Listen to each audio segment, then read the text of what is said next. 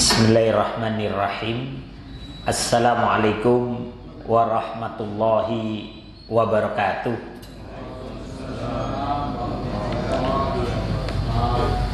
Alhamdulillahilladzi arsala rasulahu bil huda wa dinil haqq liyudhhirahu 'alad dini kullihi wa kafa billahi syahida. Asyhadu an la ilaha illallah wahdahu la syarikalah wa asyhadu anna Muhammadan abduhu wa rasuluhu la nabiyya ba'da. Allahumma salli wa sallim ala Muhammad wa ala alihi wa sahbihi ajmain, amma ba'du.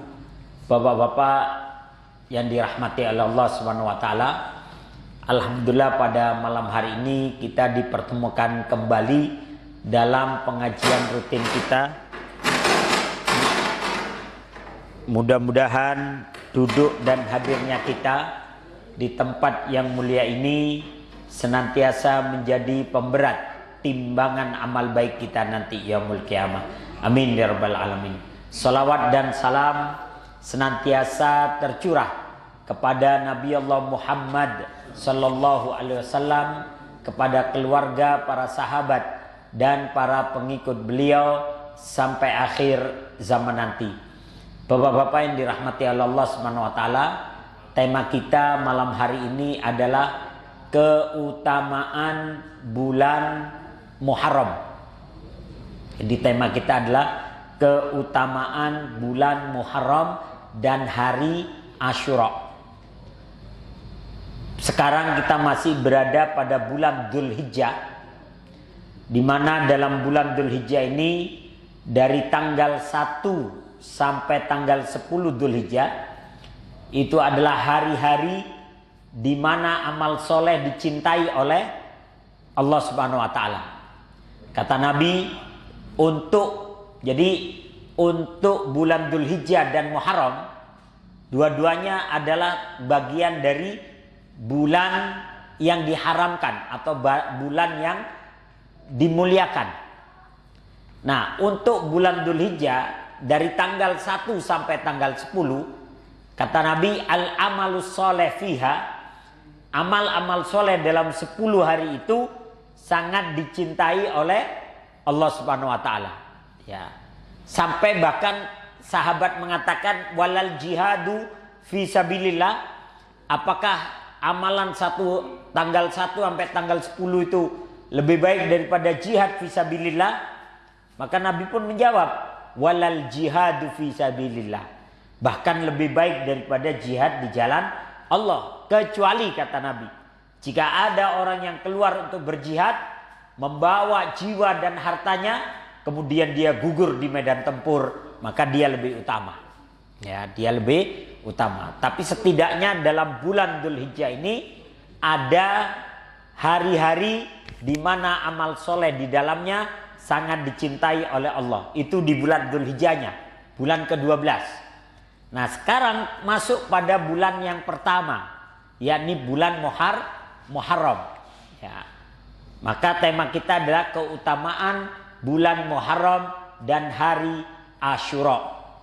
Dalam Al-Quran Allah Subhanahu wa taala menyebutkan, inna iddatas syuhuri indallah isna asyara syahran fi kitabillahi yauma khalaqas samawati wal ard minha arba'atu hurum dzalikad dinul qayyim fala tadlimu fihinna anfusakum wa qatilul musyrikina kaffatan kama yuqatilunakum kaffatan wa'lamu annallaha ma'al muttaqin.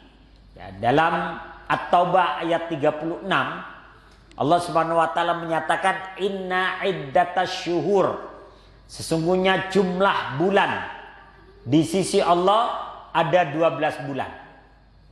Jadi yang memberikan petunjuk kepada manusia untuk menentukan dalam setahun itu 12 bulan, yang memberikan petunjuknya adalah Allah.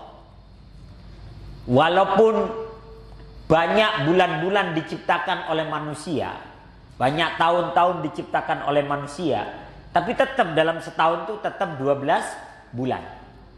Ya, Islam punya kalender sendiri, kalender Hijriah. Bulannya tetap 12. Kemudian Nasrani ya, Miladiyah, punya Miladiyah atau Masehi. Bulannya tetap 12 dari Januari sampai Desember. Cina juga punya tahun sendiri, bulannya tetap 12. Jawa juga punya dan bulannya tetap 12 ya. Jadi Allah lah yang memberikan petunjuk manusia agar menetapkan bulan dalam setahun itu 12 bulan. Fi kitabillahilladzi yauma khalaqas samawati wal ard. Dan itu ketetapan Allah dari sejak Allah menciptakan langit dan bumi. Jadi 12 bulan itu memang ketetapan Allah. Minha arba'atu hurum. Dari 12 bulan itu ada 4 bulan yang diharamkan. Ya, dalam hadis yang lain nanti disebutkan salasun mutawalliyat. Dari 4 bulan yang diharamkan itu 3 bulan berturut-turut. Dzulqa'dah, Dzulhijjah dan Muharram. Dan satu lagi di tengah Rajab. Ya, satu lagi di tengah. Dzalika dinul qayyim, itulah ketetapan agama yang lurus. Fala tadlimu fihinna anfusakum, maka janganlah kalian menganiaya diri kalian dalam bulan yang 4 itu. Maksudnya jangan mengadakan pertempuran atau peperangan di bulan-bulan itu. Tapi masyarakat Arab jahiliyah paham itu, Pak. Ya, kecuali Yahudi nggak paham nih ya. Mau Israel perang aja itu ya, dari bulan apa kemarin tuh tetap aja perang ya. Tapi kemudian di 4 bulan itu kita nggak boleh perang. Tapi bagaimana kalau diserang? Nah, maka turun ayat berikutnya. Wa qatilul musyrikina kafatan kama yuqatilunakum kafatan. Tapi kalau di bulan itu engkau diserang, maka lawan mereka. Ya, sebagaimana mereka telah memerangi kalian. Jadi walaupun di bulan haram kita nggak boleh memulai. Tapi kalau diserang, apa boleh buat? Harus melawan. Ya. Wa'lamu annallaha ma'al muttaqin. Ketahuilah bahwa Allah bersama orang-orang yang takwa. Nah, kemudian bulan-bulan Hijriah sebagaimana yang kita ketahui, bulan-bulan Hijriah itu adalah Muharram, Safar, Rabiul Awal, Rabiul Akhir, Jumadil Awal, Jumadil Akhir. Kemudian Rajab, Sya'ban, Ramadan, Syawal, Dzulqa'dah, Dzulhijjah, dan kita ada di sini. Ya. Nah, yang berwarna kuning ini adalah bulan-bulan haram. Bulan-bulan haram itu kata Nabi salasun mutawalliyat, 3 bulan berturut-turut. Yang di bulan ke-11, bulan ke-12 dan bulan pertama ya, atau ke-1. Ada yang menyebutkan bulan-bulan ini adalah bulan-bulan haji. Dzulqa'dah adalah perjalanan menuju haji. Dzulhijjah adalah pelaksanaan ibadah haji dan pengorbanan. Muharram adalah pulang dari haji. Ya, maka ini disebut Ashhurum Ma'lumat. Ini adalah bulan-bulan haji yang diketahui. Bahkan ada yang menambahkan bulan haji itu dari Syawal. Ya, dari Syawal itu sudah disebut bulan-bulan haji. Apalagi kalau tempatnya jauh ya, apa ininya, jaraknya. Kalau orang tua kita dulu kan haji di perjalanan aja bisa 3 bulan, Pak ya. Naik kapal laut, naik kereta api, pokoknya yang begitu, kuda dan sebagainya. Jadi ini disebut Ashhur Ma'lumat. Dan ada 1 bulan lagi ini di tengah, bulan Rajab. Ya. Nah, kemudian bulan Muharram ini ketika Islam masuk ke tanah Jawa, kemudian oleh Sultan Agung, kalender Jawa itu kemudian diislamisasi. Ya, diambil dari bulan-bulan Hijriah ini. Kalau bulan pertama bulan Hijriah itu Muharram, maka oleh Sultan Agung kemudian bulan pertama itu bukan Muharram tapi Syuro. Ya, Syuro. Maksudnya waktunya para raja itu bermusyawarah. Kalau bahasa kita itu apa ya, musyawarah apa namanya, kalau kantor itu ada namanya, ya pokoknya tahunan lah gitu ya, artinya musyawarah tahunan, rapat kerja ya, orang bilang rapat kerja. Makanya di bulan Syuro ini jarang ada orang ngadain kawinan, pesta, nikahan, tuh jarang. Kenapa? Karena itu bulan-bulannya raja lah yang mengadakan pesta. Sehingga orang-orang Jawa tidak melakukan atau tidak mengadakan acara apapun di sini nih, di bulan Muharram. Karena ini miliknya raja, miliknya para raja. Kemudian baru ada bulan Safar. Nah, kalau di ininya adalah Sapar, ya, Sapar. Dan itu kalau dulu saya ingat, dulu kalau bulan Sapar itu orang tua itu bikin itu loh Pak, bubur yang ada bulat-bulatnya itu Pak. Iya, apa itu, bulat-bulat coklat, kemudian tengahnya ada bubur sumsum tuh, terus dikasih santan tuh. Itu yang namanya jenang Sapar, ya, ketika itu. Dan itu dianterin ke tetangga-tetangga. Sapar. Kemudian Rabiul Awal ini Mulut, ya, kalau di Jawa namanya Mulut. Sebenarnya asal katanya dari maulud, kelahiran. Tapi orang Jawa bilang maulud itu berat. Maulud berat, tapi kalau mulut gampang ya, sehingga disebutnya mulut. Rabiul Akhir ba'da mulut, ya, ba'da mulut, setelah maulid. Jumadil Awal tetap Jumadil Awal, Jumadil Akhir tetap Jumadil Akhir. Rajab, nah, Rajab ini jadi Recep, ya, bulan Recep. Nah, orang-orang tahunya bulan Recep. Kemudian Sya'ban. Sya'ban ini disebutnya ruah, arwah gitu ya, artinya orang bilang munggahan karena arwahnya diangkat ke langit, catatan semua diangkat ke langit sehingga disebut ruah atau munggahan. Ramadan poso, ya, Ramadan kemudian disebutnya poso. Kemudian Syawal itu disebut bodo. Bodo itu sebenarnya bakdo. Cuman bilang bakdo itu kan berat, bakdo. Wis bodoh aja, bodoh, ya. Bakdo maksudnya bakda. Kemudian Dzulqa'dah ini disebut apit. Apit maksudnya bulan yang terjepit di antara dua hari raya. Nah, ini Syawal dan Dzulhijjah, ya. Kemudian Dzulhijjah, nah, ini disebutnya besar atau bulan kaji, ya. Bulan kaji atau bulan haji. Inilah bulan-bulan Hijriah, ya. Nah, kemudian Rasulullah menyatakan inna zamana qad istadara ka hayatihi yauma khalaqallahu samawati wal ard as-sanatu isna asyara syahran minha arba'atu hurum salasun mutawalliyat Dzulqa'dah wa Dzulhijjah wal Muharram wa Rajab Mudhar alladzi baina Jumadai wa Sya'ban.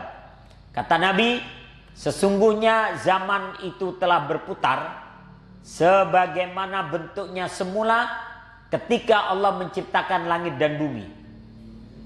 Setahun itu ada 12 bulan. Di antaranya terdapat 4 bulan yang wajib dihormati, ya. Salasun mutawalliyat, 3 bulan berturut-turut. Dzulqa'dah, Dzulhijjah dan Muharram, ya. Serta 1 bulan yang terpisah yakni Rajab Mudhar, Rajab yang di tengah, yang terdapat di antara bulan Jumadal Akhirah dan Sya'ban. Nah, kemudian Imam Hasan Al-Basri rahimahullah dan beberapa ulama lainnya berkata, sesungguhnya Allah telah memulai waktu yang setahun itu dengan bulan haram, ya, yakni bulan Muharram. Lalu menutupnya juga dengan bulan haram, yakni Dzulhijjah. Jadi dibuka dengan bulan haram, ditutup dengan bulan haram. Dan tidak ada bulan dalam setahun setelah bulan Ramadan yang lebih agung di sisi Allah melebihi bulan Muharram, ya. melebihi bulan Muharram. Makanya di bulan Muharram tuh orang banyak melakukan kebaikan, Pak. Termasuk menyantuni anak-anak yatim. Sehingga ada istilah baru yang muncul, lebaran anak yatim. Saya baru tahu istilah lebaran anak yatim itu setelah di Jakarta, Pak. Kalau di kampung nggak ada. Orang yang nyantunin aja. Cuman tidak ada istilah lebaran anak yatim. Baru setelah di sini. Ya. Nah, kemudian arti kata Muharram. Kata Muharram secara bahasa berarti diharamkan. Ya. Abu Amr ibn Al-A'la berkata, dinamakan bulan Muharram karena pertempuran atau jihad diharamkan pada bulan tersebut. Jadi pada bulan-bulan 4 itu, pada 4 bulan itu kita dilarang melakukan pertempuran. Nah, tapi awalnya memang kaum muslimin tidak mau menyerang. Tapi kemudian itu dimanfaatkan oleh orang-orang kafir Quraisy sebagiannya. Jadi di bulan-bulan itu mereka menyerang kaum muslimin. Maka turun ayat berikutnya, sambungannya, wa qatilul musyrikina kafatan kama yuqatilunakum kafatan.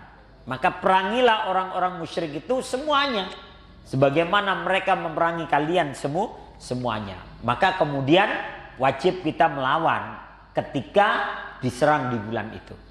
Bahkan ketika di Masjidil Haram pun nggak boleh berperang. Tapi ketika engkau ada di Masjidil Haram diserang juga, lawan. Ya, jadi intinya kita tidak boleh memulai terlebih dahulu.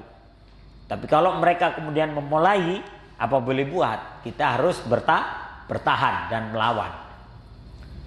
Kemudian ada hari yang luar biasa pada bulan Muharram ini.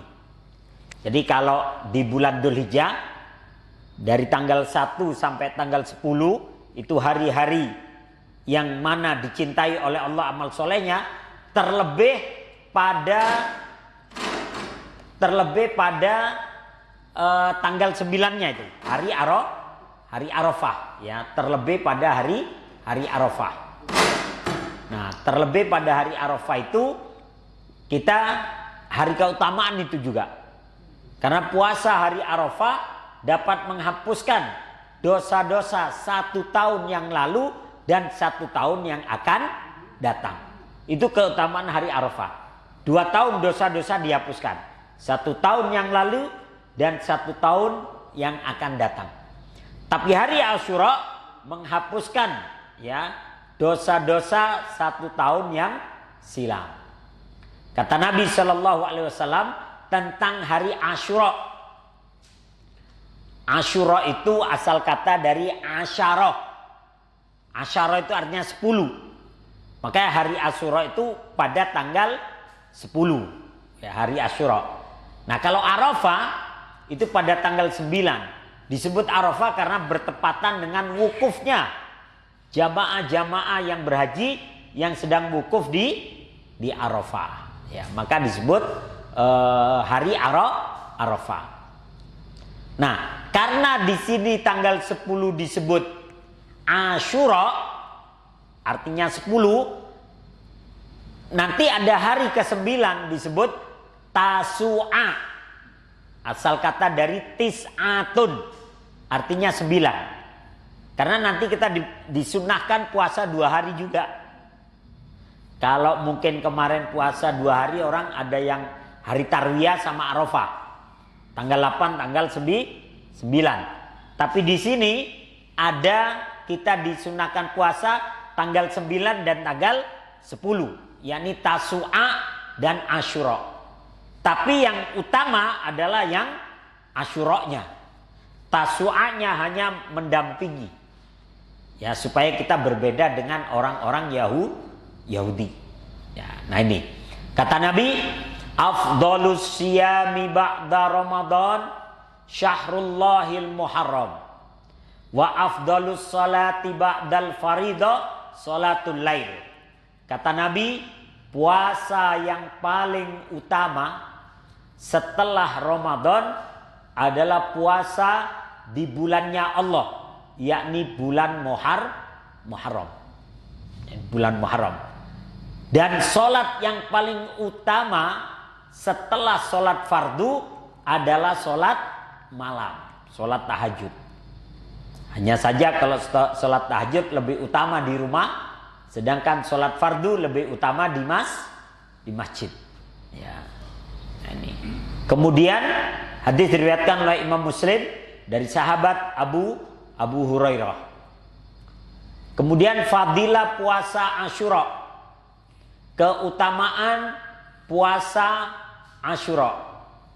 An Abi Qatadah radhiyallahu anhu anna Nabiyya sallallahu alaihi wasallam qala siyamu yaumi Asyura inni ahtasibu 'ala Allah ayyukaffiras sanatal lati qabla.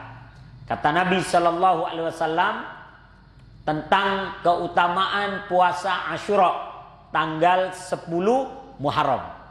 Kalau di kalender itu kita lihat 1 Muharram itu nanti tanggal 7 Juli. Ya, tanggal 7 Juli itu 1 Muharram. Ya, tinggal nanti tambahin 10 lagi, berarti ya di situ hari Asyura-nya. Puasa hari Asyura, aku memohon kepada Allah agar menghapuskan dosa 1 tahun yang lalu. Jadi kalau Asyura menghapuskan 1 tahun, menghapuskan dosa 1 tahun yang lalu, tapi kalau Arafah menghapuskan dosa 2 tahun, 1 tahun yang lalu dan 1 tahun yang akan datang. Maksudnya di 1 tahun yang akan datang Allah akan menjaga kita dari dosa-dosa, wabil khusus dosa-dosa yang besar. Karena ada sekitar 9 tuh dosa besar, di antaranya adalah menyekutukan Allah, sihir dan perdukunan, kemudian lari dari medan pertempuran, makan harta anak yatim, makan harta riba, perzinahan, kemudian ukukul walidain, durhaka kepada kedua orang tua, lari dari medan pertempuran, kemudian menuduh wanita baik-baik melakukan perzinahan. Nah itu jadi ada beberapa dosa-dosa besar. Ya.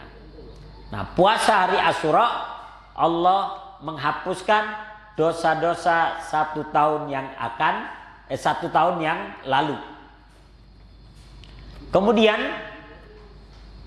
karena orang-orang Yahudi juga mereka itu berpuasa pada tanggal 10 Muharram. Jadi orang-orang Yahudi itu mereka berpuasa pada tanggal 10 Muharram. Maka supaya tidak sama dengan orang-orang Yahudi, Nabi memerintahkan kita untuk puasa di tanggal 9-nya juga.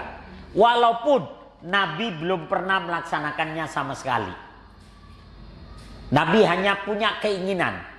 Ya kata Nabi, fa idza kanal amul muqbil insyaallah sumnal yaumat tasi' qala falam ya'til amul muqbil hatta tuwfiya Rasulullah sallallahu alaihi wasallam. Ya. Kata Nabi sallallahu alaihi wasallam ya, jika tahun depan insyaallah kita bertemu kembali dengan bulan Muharram, kita akan berpuasa juga pada hari ke-9, yakni tanggal 9, yakni Tasu'a. Diambil dari kata tis'atun, 9. Ya. Akan tetapi belum tiba Muharram tahun depan hingga Rasulullah Shallallahu Alaihi Wasallam wafat di tahun itu. Maka ini termasuk sunnah iradah, sunnah keinginan atau sunnah hamiyah. Sunnah keinginan. Jadi walaupun masih menjadi keinginan Nabi, tapi kalau dilaksanakan tetap menjadi sunnah. Walaupun Nabi belum melaksanakannya, tapi sudah ada keinginan, ucapan dari Nabi bahwa kita akan puasa juga di tanggal 9. Sehingga disebut sunnah hamiyah, sunnah yang merupakan keinginan Nabi. Karena ada beberapa perkara yang Nabi ucapkan, tapi Nabi sendiri tidak melaksanakannya. Atau bahkan Nabi tidak menyaksikannya. Ya. Contoh, Nabi pernah mengatakan begini. Lataftahuna Konstantinia Fala ni'mal amiru amiruha wala ni'mal jaisyu jaishuha. Kalian nanti pasti akan menaklukkan Konstantinopel. Yang menaklukkannya adalah sebaik-baik pasukan, yang menaklukkannya adalah sebaik-baik pemimpin. Maka karena ini pernah diucapkan oleh Nabi, sahabat-sahabat tuh berusaha mewujudkan. Dari mulai Abu Bakar As-Siddiq, Umar bin Khattab, Utsman, Ali, Muawiyah, sampai 850 tahun itu ada upaya untuk menaklukkan Konstantinopel, Romawi Timur ketika itu. Akhirnya setelah 850 tahun lahir seorang anak di Turki namanya Muhammad Al-Fatih Murad. Ketika dia ditanya apa cita-citamu, dia jawab itu, cita-cita saya mewujudkan apa yang menjadi keinginan Rasulullah. Cita-cita saya ingin mewujudkan apa yang menjadi impian Rasulullah SAW. Cita-cita saya ingin mewujudkan apa yang telah diucapkan oleh Rasulullah, menaklukkan Konstantinopel, negara Romawi Timur, negara adikuasa terbesar kedua setelah Romawi Barat. Karena Romawi Barat itu Vatikan, Pak. Ya, Vatikan ketika itu. Sedangkan Romawi Timur adalah Konstantinopel. Akhirnya ditaklukkan. Kemudian diganti namanya Konstantinopel menjadi Istanbul, kota Islam. Yang kemudian kita lebih mengenalnya dengan istilah Istanbul, ya, Turki. Nah, itu dulunya Konstantinopel. Negara adikuasa berdiri lebih dari 3000 tahun lamanya, jatuh di tangan seorang anak muda usianya 23 tahun ketika itu. Namanya Muhammad Al-Fatih Murad. Kenapa? Dia ingin mewujudkan apa yang menjadi keinginan Rasulullah SAW. Maka ini menjadi sunnah hamniyah. Sunnah hamniyah adalah sunnah yang merupakan keinginan Nabi, tapi Nabi belum bisa mewujudkannya saat itu. Termasuk puasa pada tanggal 9 Muharram. Ya. Akan tetapi belum tiba Muharram tahun depan hingga Rasulullah wafat di tahun tersebut. Hadis diriwayatkan oleh Imam Muslim. Kemudian An Ibni Abbas annahu qala sumut tasi wal ashir wa khaliful yahud. Ya. An Ibni Abbas annahu qala sumut tasi wal ashir wa khaliful yahud. Kata Ibnu Abbas ini Abdullah bin Abbas, putra dari paman Nabi. Jadi ketika itu ada istilah khamsu abadillah. Ada 5 Abdullah, ya. Ada Abdullah bin Abbas, ada Abdullah bin Umar, ada Abdullah bin Mas'ud, kemudian ada Abdullah bin Abi Bakar, kemudian satu lagi saya lupa. Pokoknya ada 5 Abdullah. Ya, dan kelima-limanya adalah ahli dalam bidang tafsir maupun hadis maupun tentang agama. Tapi memang yang lebih terkenal adalah ada Abdullah bin Amr, ya. Ada Abdullah bin Amr bin As. Jadi yang lebih populer adalah Abdullah bin Abbas dan Abdullah bin Umar. Itu yang lebih populer. Kemudian ada Abdullah bin Mas'ud, kemudian adalah Abdullah bin Amr. Maka Abdullah bin Abbas berkata, sumu at-tasi, berpuasalah pada tanggal 9, wal ashir, dan pada tanggal 10-nya, wa khaliful yahud, dan berbedalah dengan orang-orang Yahudi. Ya, diriwayatkan oleh Imam Al-Baihaqi dari Sunanul Kubra dan Imam At-Tabari dalam kitab At-Tahdzib Al-Athar. Ya, jadi diperintahkan sunnahnya tanggal 9 dan 10.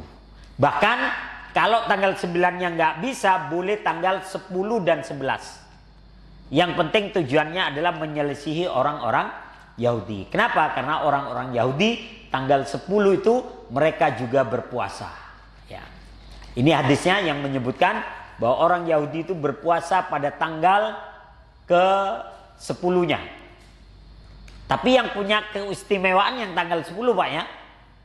An Ibni Abbas radhiyallahu anhu maqala qadiman nabiyyu sallallahu alaihi wasallam al-Madinah fara'al yahud tasumu yawma Asyura faqala ma hadha qalu hadha yaumun salihun hadha yaumun najjallah bani Israel min aduwihim fasamahu Musa qala fa ana ahaqqu bi Musa minkum fasamahu wa amara bisyamihi. Ya.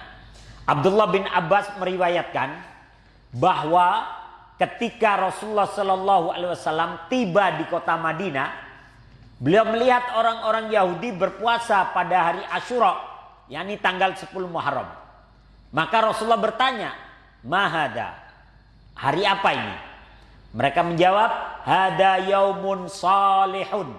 Ini adalah hari yang istimewa, di mana Allah menyelamatkan Bani Israel dari kejaran musuhnya, yakni Fir'aun dan bala tentaranya. Karena itu Nabi Musa berpuasa pada hari ini.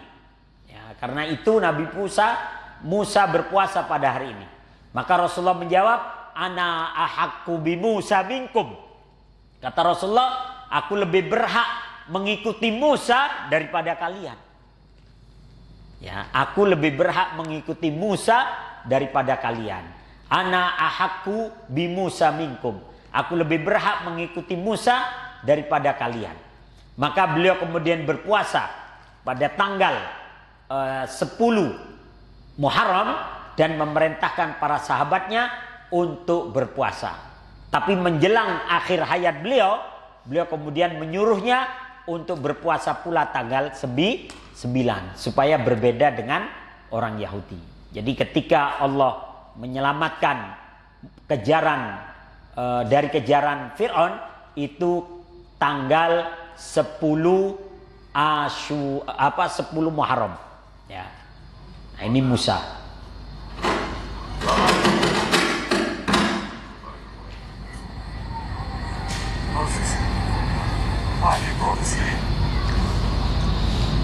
Ini ketika Allah memerintahkan Musa untuk membawa Bani Israel ke Laut Merah. Dan mereka ikut. Sampai di Laut Merah mereka bingung. Kita mau nyebrang pakai apa? Lautnya luas begini. Ya. Sedangkan Fir'aun terus mengejar. Dalam hadisnya itu, dalam riwayatnya itu disebutkan. Pada awalnya Fir'aun itu gak mau nyebrang, Pak. Karena Fir'aun itu takut melihat laut terbelah. Ya. Tapi ini periwayatannya juga masih diperbincangkan. Nah, karena Fir'aun takut itu mau nyebrang, melihat kanan kiri air laut tinggi. Kemudian ada riwayat menyebutkan Jibril alaihissalam kemudian mengendarai kuda, di mana kuda itu kuda betina, sehingga kudanya Fir'aun ngejar itu. Melihat Fir'aun ngejar, pasukannya ikut ngejar. Sehingga mereka semua ke tengah-tengah lautan. Ya. Nah, walaupun Musa itu sempat dimarah-marahin itu sama Bani Israel. Musa, kita mau ngapain ini? Ya, mau nyebrang pakai apa? Ya. Tapi Musa itu ketika orang-orang Bani Israel berkata, "Inna lamudrakun." Kita pasti tertangkap ini wahai Musa. Maka dengan tenangnya Musa berkata, "Qala kalla." Tidak, kita tidak akan tertangkap. "Inna ma'iya rabbi sayahdin." Aku bersama Tuhanku yang akan berikan petunjuk kepadaku. Ya. Nah, maka Musa kemudian memohon itu kepada Allah. Dan Musa yakin itu dengan Allah. Maka dia mengatakan, "Inna ma'iya rabbi sayahdin." Aku bersama dengan Tuhanku yang akan memberikanku petunjuk. Maka karena keyakinan Musa terhadap Allah, maka Allah perintahkan, "Wahai Musa, pukullah lautan itu dengan tongkatmu." Ya, sehingga terbelahlah jalan. Dan Musa tidak pernah tahu bahwa nanti akan ada jalan melintasi lautan tuh. Nggak pernah tahu. Kalau dikasih tahu mah enak, Pak ya. Tapi disinilah ujian buat Musa dan Bani Israel. Dipukul itu lautan, Pak. Maka terbelahlah jalan Bahkan ada yang menyebutkan penyeberangannya itu membutuhkan waktu 1 jam lebih, saking jauhnya itu, ya, saking jauhnya. Maka ketika Musa sampai di pinggir, Firaun dan bala tentaranya udah kadung di tengah. Mundur butuh waktu 1 jam, maju butuh waktu 1 jam. Maka udah suruh dipukul kembali, maka tertutuplah lautan, ya.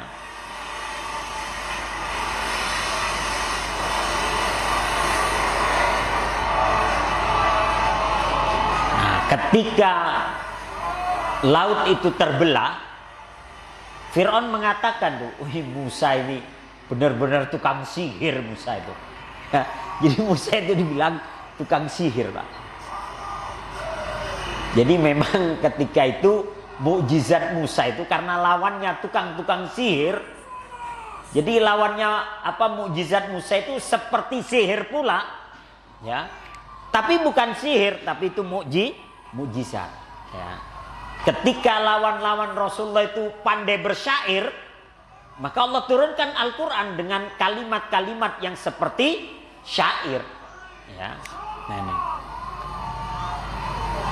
Maka ketika terbelah lautan, maka lewatlah mereka.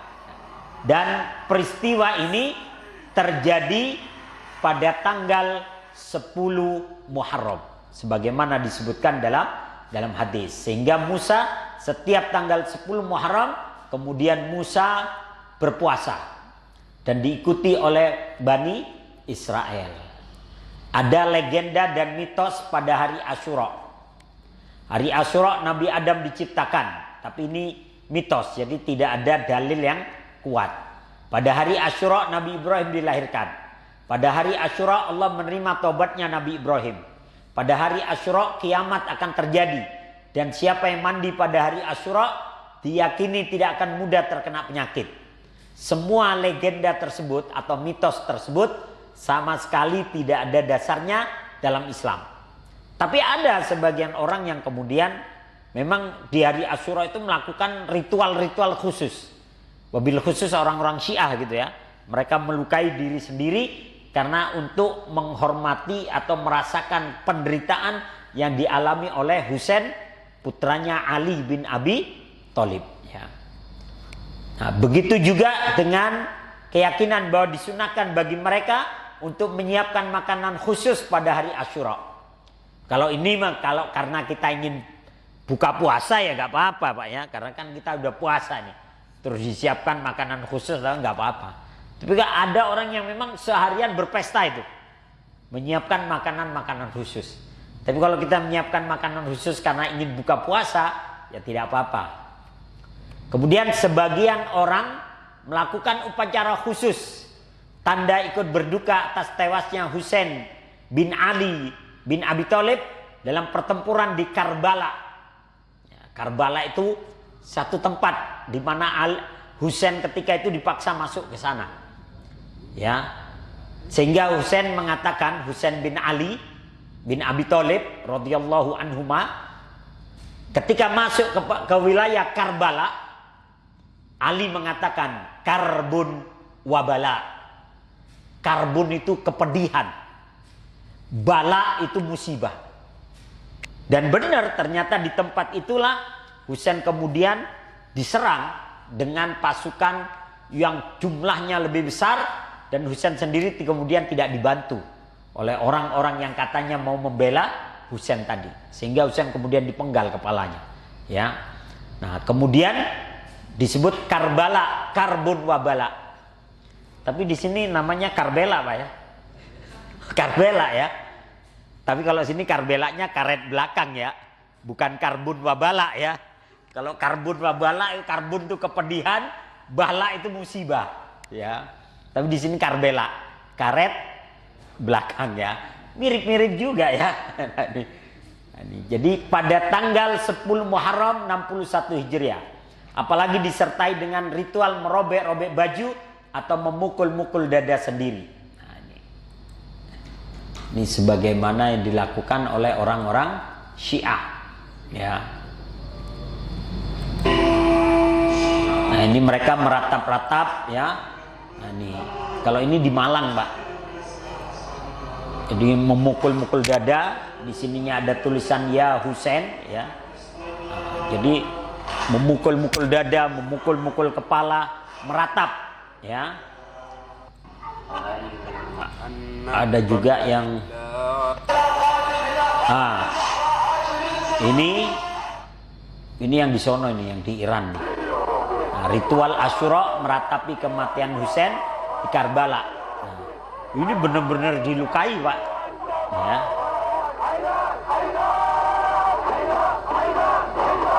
Benar-benar dilukai.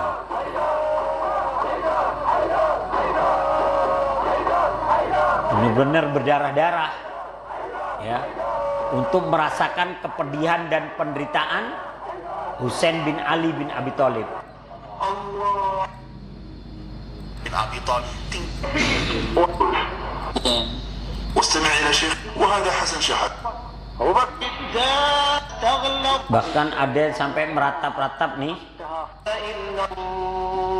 Mana yang meratap?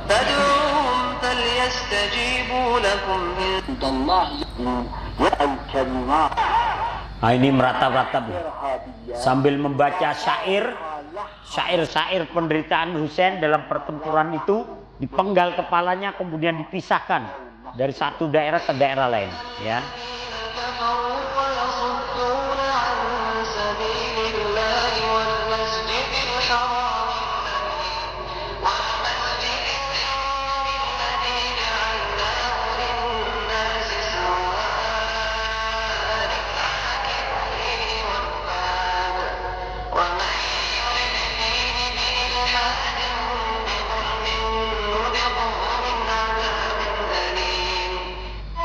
Nah ini baca-baca syair, meratap-ratap, dan semuanya suruh ikut pula pukul-pukul kepala ya. Nah ini suruh pukul kepala.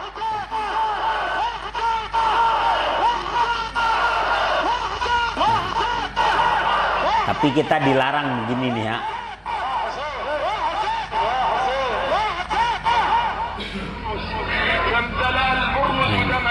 Jadi memang dibacakan setiap tanggal 10 Muharram tadi.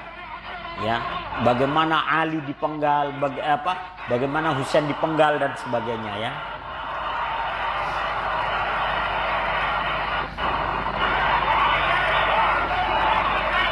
Tapi kita dilarang untuk meratap seperti itu.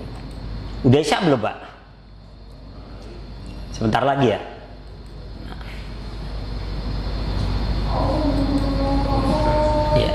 Sebentar kita lanjut sedikit. Nah, merobek-robek baju. Kemudian kata Nabi, meratap-ratap seperti ini dilarang. Kata Nabi, arba'un fi ummati min amril jahiliyah la yatrukunnahunna al-fakhru bil ahsab wat ta'nu fil ansab wal istiqa'u bin nujum wan niyaha wa qala an-na'iha idza lam tatub qabla mautiha tuqamu yaumal qiyamati wa 'alaiha sirbal min qatiran wa dir'un min jarab. Kata Nabi, ada 4 perkara yang terdapat pada umatku yang termasuk perbuatan kaum jahiliyah yang belum mereka tinggalkan. Jadi ketika Nabi ngomong masih dilakukan. Yang pertama, menyombongkan kebangsawanan. Ya, menyombongkan kebangsawanan, merasa bangsawan paling bangga. Yang kedua, mencela nasab, saling mencela nasab masing-masing. Sekarang ini lagi ribut nih Pak ya, masalah nasab ya, masalah nasabnya Ba'alwi, Habaib dan sebagainya, sekarang lagi rame nih ya. Nah, kemudian meminta hujan dengan bintang-bintang, dan yang keempat meratap seperti tadi itu ya. Kemudian Rasulullah bersabda, orang yang meratapi kematian, jika mereka belum bertobat sebelum meninggal dunia, maka akan dibangkitkan pada hari kiamat dengan berpakaian hitam yang terbuat dari aspal dan baju besi yang berkudis. Ya naudzubillahi min dalik. Makanya di antara yang dilarang adalah meratap atas kematian. Nangis boleh, tapi mulut tidak boleh meratap. Nangis sedih wajar. Ya, Kalau ada orang istrinya meninggal ketawa ya dicurigai nanti Pak. Ya, oh, ya alhamdulillah istri saya mati, ya jangan, nanti curigai, nangis wajar. Ya, tapi kalau nangis kemudian mulutnya meratap itu yang tidak diperbolehkan. Ya, nah ini hadis diriwayatkan oleh Imam Muslim dari sahabat Abu Malik Al-Asy'ari radhiyallahu anhu. Ya, inilah beberapa perkara yang berkaitan dengan Muharram, wabil khusus pada tanggal 10 Muharram. Mudah-mudahan Allah kasih kita kesehatan dan kekuatan sehingga nanti bisa berpuasa pada tanggal 9 dan 10 Muharram. Itu aja yang dapat saya sampaikan. Mari kita tutup dengan hamdalah dan doa kafaratul majlis. Alhamdulillahirabbil alamin.